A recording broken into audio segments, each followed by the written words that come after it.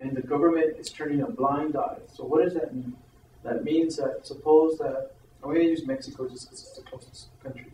So suppose that you're from Mexico and there's a drug cartel that's after you.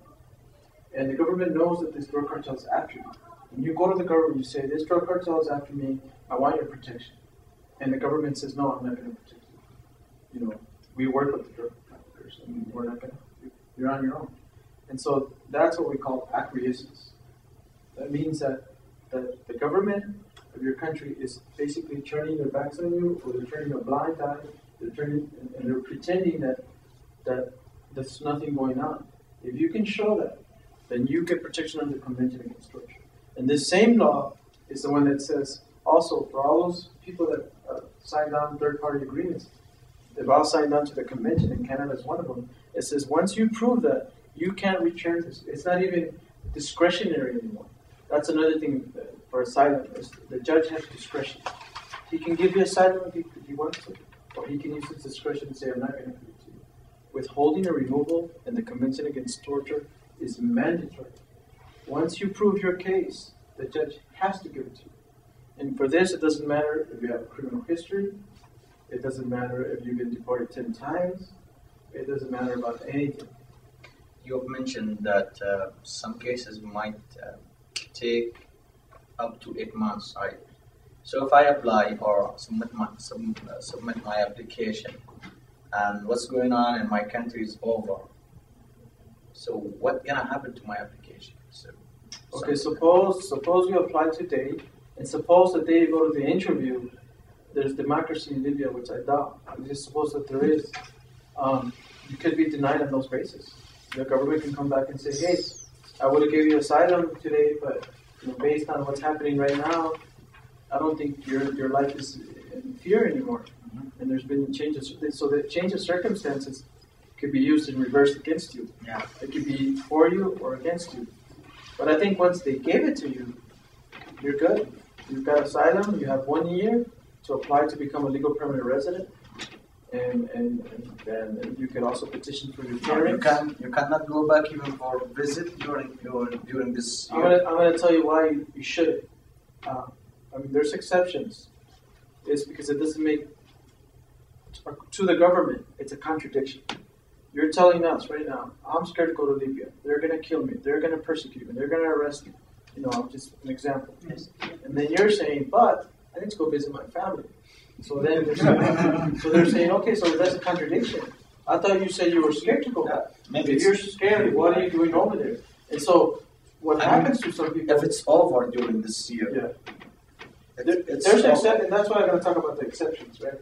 So what's happened in the past to some people? Never, none of my cases, but I'm giving you examples of other cases that I've seen from different parts of the country. There's been people that get asylum, and then they go back.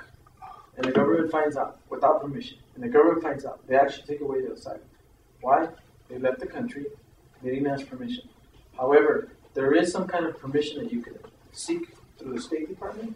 Some kind of permission. You fill out an application. You send it in. And if they approve you, you can go back. Okay, well, what constitutes persecution, right? We all have maybe different definitions. If you'll just look up here, we can read it together. You've been... have been or are in danger of being threatened, hurt, beaten, kidnapped, detained, jailed, tortured, sexually abused, or killed, or your freedom has been or will be taken away or limited a great deal. Other kinds of harm may also be persecution, including things that may seem less serious if they happen just once, but can add up to persecution if repeated over and over. For example, if you're a member of a minority group, and you are continually harassed.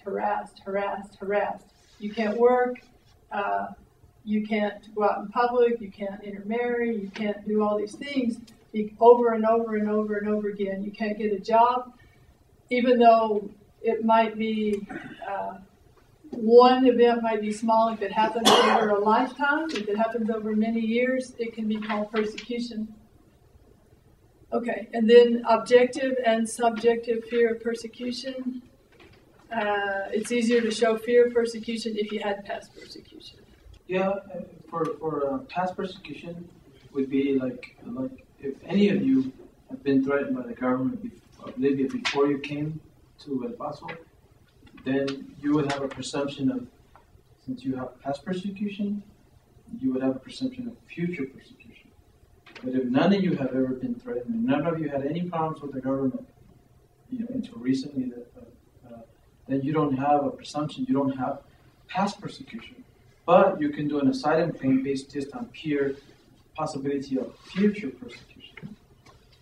Most of our clients have past persecution. Someone's been threatened, assassinated, kidnapped, maybe burned down the house, they've been arrested, false charges. Maybe they made a report to the Human Rights Commission, and then they came to look for the family. So we have different scenarios. But just because you don't have past persecution doesn't mean you can argue future persecution. And so I just want to make that clear